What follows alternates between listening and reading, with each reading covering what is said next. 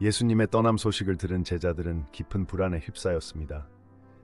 1세기 유대인들에게 메시아의 죽음은 예상치 못한 사건이었죠.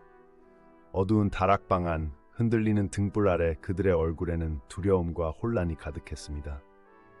이들은 예수님 없이 어떻게 살아야 할지 막막해했으며 로마의 박해와 유대 지도자들의 위협 속에서 희망을 잃어가고 있었습니다.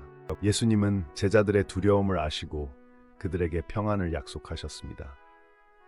요한복음 14:27에서 내가 너희에게 평안을 남기고 간다는 말씀은 단순한 위로가 아닌 하나님과의 관계에서 오는 영원한 안정을 의미합니다.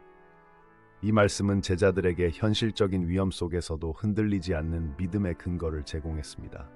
예수님의 손짓과 부드러운 눈빛은 그들 마음에 평안의 씨앗을 심었습니다. 예수님은 세상이 주는 평안과 하나님의 평안을 명확히 구분하셨습니다. 세상의 평안은 부유함, 건강, 권력 같은 조건에 의존하는 일시적인 안정입니다. 반면 하나님의 평안은 환경과 무관하게 예수님과의 관계에서 오는 영적 안식입니다.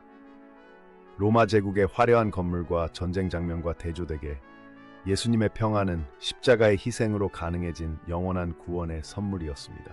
근심하지 말라는 명령은 수동적인 위로가 아니라 능동적인 믿음의 행동입니다. 1세기 교회는 박해 속에서도 이 명령을 실천하며 두려움을 이겼습니다. 역사적으로 기독교는 로마 황제 네로의 박해 기간에도 오히려 성장했습니다. 오늘날 우리도 경제적 불안, 건강 문제 등 현대적 박해 앞에서 동일한 선택을 합니다. 근심 대신 믿음으로 나아갈 때 진정한 평안을 경험하게 됩니다. 예수님은 떠나시지만 성령을 보내주실 것을 약속하셨습니다. 이 약속은 오순절 성령 강림 사도행전 2장으로 성취되었으며 초대 교회의 원동력이 되었습니다. 성령은 보혜사 파라클레토스로 신자 개인에게 위로와 인도를 제공하실 뿐 아니라 교회 공동체를 하나로 묶는 역할을 합니다. 오늘날도 성령은 우리 안에 거하시며 예수님의 평안을 지속적으로 공급하십니다. 제자들의 반응은 혼재했습니다. 베드로는 확신에 찬 표정이었지만 도마는 여전히 의문을 품고 있었죠. 이는 오늘날 우리의 믿음 여정과 유사합니다. 신학자 윌리엄 바클레이는 의심은 신앙의 적이 아니라 성장의 과정이라고 말합니다. 한 제자가 예수님의 손을 잡는 장면은 인간적인 두려움과 신적 평안 사이의 간극을 믿음으로 메우는 상징적 행동입니다. 예수님은 제자들을 위해 중보 기도하셨습니다. 요한복음 17장. 이 기도는 단순한 작별 인사가 아니라 제자들이 세상 속에서도 진리 안에 거할 수 있도록 하는 영적 보호막이었습니다. 고대 근동 문화에서 중보 기도는 가장 강력한 사랑의 표현이었습니다. 오늘날 예수님은 하나님 우편에서 여전히 우리를 위해 기도하시며 이것이 우리 평안의 근거입니다. 예수님의 말씀과 기도 이후 제자들의 표정이 부드러워졌습니다.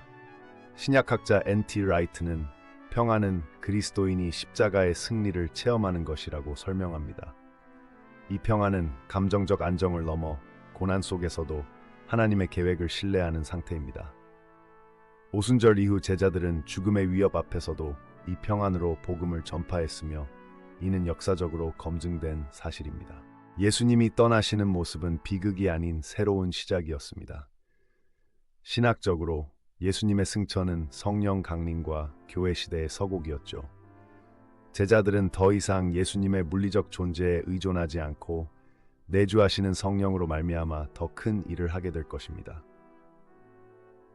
그들이 바라보는 예수님의 뒷모습은 오히려 영적 현존의 약속을 상징하며 이는 오늘날 우리에게도 동일하게 적용됩니다.